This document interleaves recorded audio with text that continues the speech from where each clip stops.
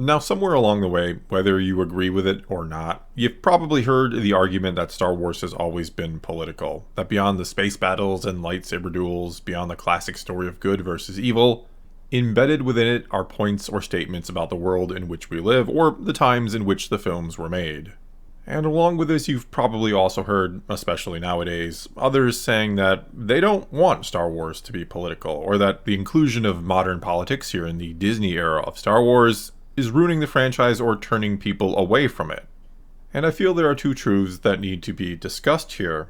The first of which is that, yes, Star Wars has certainly always had political themes or messaging that related back to the real world, or the world at the time. Back in the days of the original trilogy, for example, George Lucas flat out said that the Emperor was meant to be Richard Nixon, and that much of the story behind those films was inspired by the Vietnam War, that he was fascinated by how democracies became dictatorships, something we'd see far more of in the prequel trilogy. And speaking of those films, of the prequels, George Lucas once said of them that Anakin Skywalker is a promising young man who is turned to the dark side by an older politician and becomes Darth Vader. George Bush is Darth Vader, and Cheney is the Emperor. Which is a rather interesting statement, and one I often see used to kind of hammer home this idea that the prequels were meant to be a little more than a thinly veiled commentary on the Bush administration. Problem with that is, well, Lucas started writing the prequels in November of 1994, and The Phantom Menace came out in 1999. And Bush didn't even get elected president until November of 2000, which was actually a few months after principal photography wrapped on episode 2 in September of 2000. Meaning, I'm not entirely sure how much those first two films in the prequel trilogy could have been impacted or based on the presidency of George Bush, unless George Lucas used the Force and saw the future. And sure, you could certainly argue episode 3 is a somewhat different story. There does seem to be elements in there that could be related back to George Bush, like Anakin saying, "You're either with me or you're my enemy." That does sound an awful lot like Bush once saying, "You're either with us or you're with the terrorists." But let's be real about it. The story in Revenge of the Sith was clearly already heading in that direction. Not only do the previous two movies in the trilogy show us where the story's going, that yeah, Anakin is going to be corrupted by Palpatine and the Empire will rise. We will watch your career with great interest.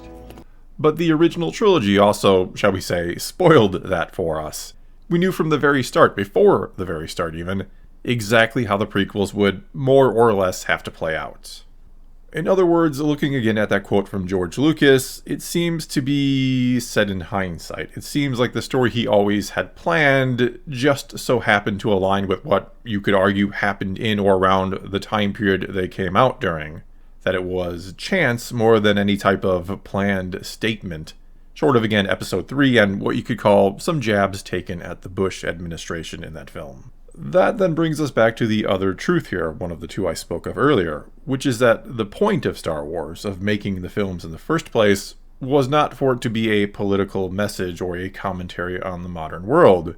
Instead, it was meant to be, well, I'll let George Lucas himself explain it.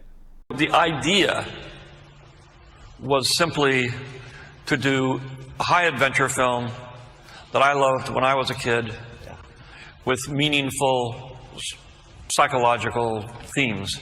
You know, it's hard for people to realize, and I'm not supposed to say this, and I wasn't supposed to say it then, but, you know, it's a film for 12-year-olds. That's... But it brings out the kid in all of us, doesn't it? Yeah, well, it was designed to be a film like mythology of this is what we stand for. You're about to enter the real world. You're 12 years old. You're going to go on into the big world. You're moving away from your parents being the center focus. You're probably scared. You don't know what's going to happen. And here's a little idea of some of the things you should pay attention to. You know, friendships, honesty, and trust, and doing the right thing, living on the light side, avoiding the dark side. Those are things that it was meant to do. Those are the things it was meant to do, which are the key words here, I feel, because he's clearly saying Star Wars had a purpose above and beyond any and all political messages that may have been in there. It's meant to be, to put it as simply as I can, it's meant to be life lessons for those on the verge of adulthood. And it just so happens those lessons and the struggles that come with learning them are something we've all been through as adults and can very much relate to as well, hence one of the reasons why it's a story loved by all ages. Not to mention those lessons are wrapped in a rather cool packaging and or awesome premise. And I'm of course talking about everything from those lightsaber duels to the spectacular air and space battles we see, to interesting worlds, alien species, and just flat out enjoyable characters, as well as the hero's journey and the battle of good versus evil. Lucas was inspired by the shows he watched as a child, the serialized shows like Flash Gordon and Buck Rogers, and it's clear in the films he made.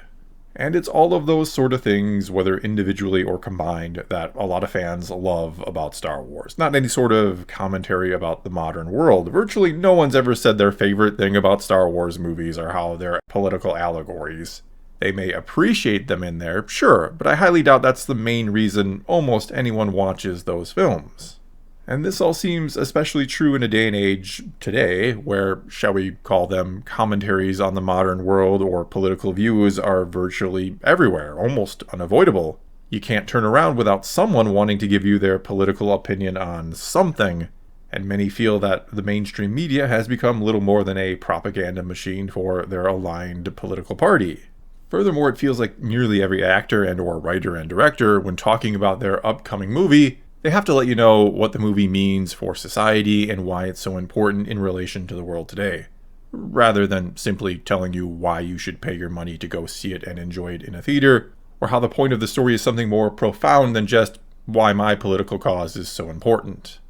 And oddly enough, or maybe ironically, and some of you will probably disagree with this, but I'd actually say, in a sense, there is less politics in Star Wars now than there's ever been before. But the difference is in the way it's being presented. It's far more overt and in your face now, both within the films or shows, and again in the marketing and all the talk around them and that sort of thing. For example here, the sequel trilogy, other than perhaps its shots at capitalism, which are funny as hell coming from Disney, and maybe a few other things here and there, it wasn't based on anything profoundly political. In fact, politics in the story itself seemed to have been avoided like the plague. We don't even get a good sense as to what's going on in the galaxy itself, or are told things like where the First Order even came from, or how they rose to prominence, or what was going on with the New Republic. They get blasted before we learn anything about them. I mean, there certainly wasn't anything in those films like a commentary about the Vietnam War, right down to the Viet Cong Ewoks, or a story about how a democracy will willingly give up its freedom in the name of security, as the prequels portrayed.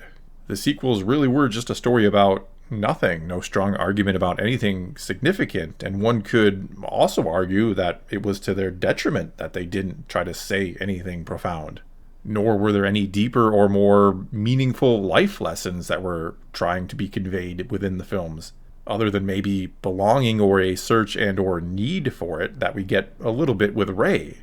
Instead, it felt more like the only sort of message or point to them, be it political or more, let's call it universal truth, which is what Lucas always tended to shoot for, those more fundamental truths of life itself. The sequels were more just a vehicle to push the idea that women can be Jedi too, which is very meta considering that's never been in doubt in universe.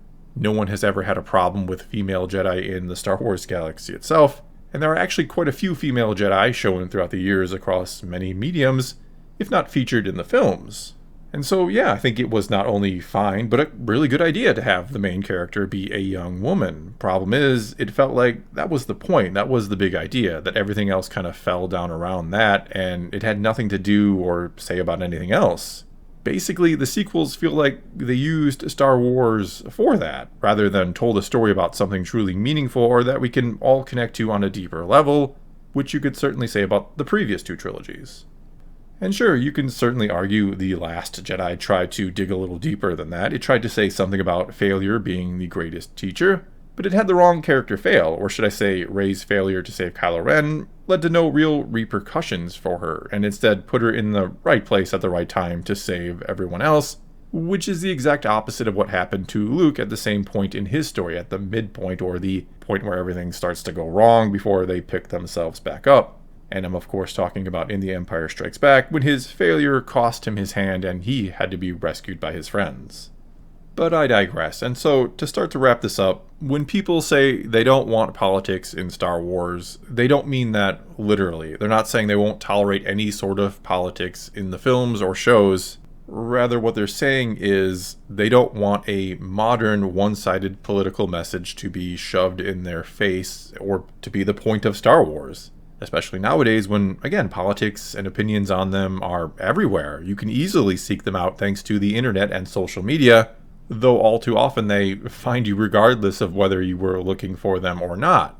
Which is why they want Star Wars to be an escape from that. They want it to reflect the world or galaxy it's been creating for over 45 years now, not be a reflection of the modern world or have some sort of message in there that's so on the nose that points to an issue today, right now, that it detracts from whatever attempt at a real story was made.